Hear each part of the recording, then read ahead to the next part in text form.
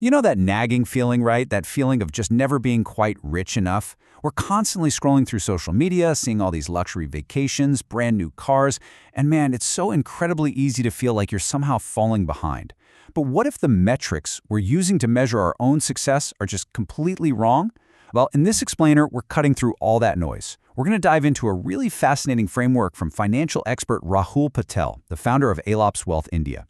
He put together this definitive true wealth test. It is such a refreshing antidote to today's flex culture, totally shifting the focus away from what you show off to what you actually have.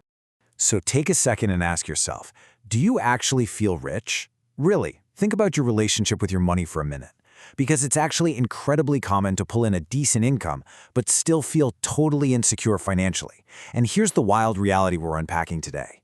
75% of Indians actually fail this expert's criteria for true financial health. That means the vast majority of people, even the ones who look super wealthy on the outside, are standing on really shaky ground. Our goal right now is to see if you belong to that rare 25% who are genuinely secure. To figure that out, we've got a 4-part checklist. We'll look at handling sudden financial shocks, escaping high-interest debt, the wealth-building rule, and quiet progress over flashy brands. Let's keep score and see if you pass. All right, let's jump right into number 1, handling sudden financial shocks. Right away, this first sign shifts our definition of wealth away from luxury and towards pure resilience. Because look, financial stability isn't always about what you can buy. Sometimes it's literally just about your ability to absorb life's unexpected curveballs. So the test is, can you cover a sudden 1 lakh rupee expense without panicking? Now there's a catch here. This only refers to immediately accessible liquid money. We're not talking about selling off stocks or taking a penalty on a fixed deposit, and definitely not putting it on a credit card. It means having that cash just sitting in an account, ready to go the moment an emergency hits. Like say, your car breaking down the exact same week your roof starts leaking. Can you pay for that without breaking a sweat? Well, how many people can actually pull that off? The stark reality is that 75% of Indians cannot absorb this specific financial shock without their entire month just falling apart. If a random medical bill or urgent home repair pops up, 3 out of 4 people are going to face severe financial stress. Patel actually notes that having this buffer doesn't just protect your bank account, it protects your peace of mind. If you can take that hit calmly, you're already way ahead of most people around you. Resilience really is the true foundation of wealth. Moving on to number 2, escaping high-interest debt. This part of the checklist isn't about how much you earn, it's about how you manage what you owe. Honestly, making a high salary means absolutely nothing if you're just funneling a huge chunk of it toward bad debt. When I first looked at Patel's criteria, this specific hard line really jumped out at me.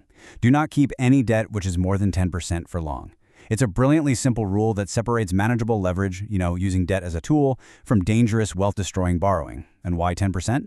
Well, above that threshold, the math just flips. You're no longer using the bank's money to build your life, the bank is using your life to build its bottom line. Anything above that 10% mark is actively working against you. It perfectly separates good debt from bad debt. Take a home loan sitting around 8 to 9%. That falls under the threshold, right? It's a tool helping you build an asset. But a personal loan or credit card debt sitting at 15 to 18%? No way. That is incredibly expensive. The interest compounds so fast, it is literally draining your wealth. The mandate here is to clear that out fast. If you're passing sign number 2, it means you are completely free from that high-interest trap. All right, number 3 on our checklist, the wealth-building rule. So we're shifting gears from defense, like handling shocks and managing debt, over to offense, focusing on consistent financial growth. To pass this part of the test, we have to look at how you allocate your income every single month. A financially secure person consistently funnels at least 15 to 20% of their total earnings directly into buying assets. Financial progress is never an accident. It's that deliberate, monthly habit of paying yourself first, locking away that 15 to 20% before you spend a single rupee on your lifestyle. If you're doing that, you're on track to build serious long-term wealth. So where exactly should that chunk of money go? Well, approved asset classes include PPF, EPF, SIPs and mutual funds, and stocks. Now, you might already be contributing to a public provident fund or an employee provident fund, but Patel drops a massive pro tip here. Those standard contributions only count towards your 15 to 20% target if they remain totally untouched. You absolutely cannot dip into those funds for short-term needs or, a quick vacation. True stability requires a really strict, hands-off approach to your wealth-building engines. And finally, number 4, quiet progress over flashy brands. We're stepping away from the hard numbers for a minute and looking at the psychological discipline it takes to maintain wealth. The whole philosophy behind what we call stealth wealth is actually super simple. You do not upgrade brands just to impress people. In a society that is so obsessed with looking rich, actual financial security means you are actively ignoring that pressure to show off. You're not buying the newest phone, the luxury car, or the designer clothes just to flex on your neighbors or coworkers. The truly wealthy, they often look like they're just running out to the local gym, not heading to a gala. It means your ego is entirely detached from your spending habits. As Patel puts it, you value quiet, consistent, unglamorous progress toward goals that actually matter to you.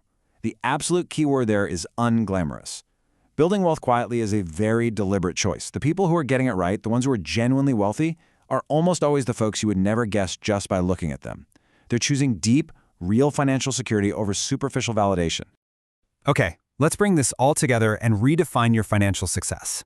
Think about it. If you've passed these 4 unglamorous milestones, you've got 1 lakh in liquid cash for emergencies, you've ditched any debt over 10%, you're consistently investing 15 to 20% of your income, and you're resisting the urge to show off, then you have entirely rewritten the rules of success. You might not necessarily feel rich every single day, but mathematically and practically, you are doing way better than society might make you feel. You are solidly in that elite 25%. I want to leave you with one final thought today.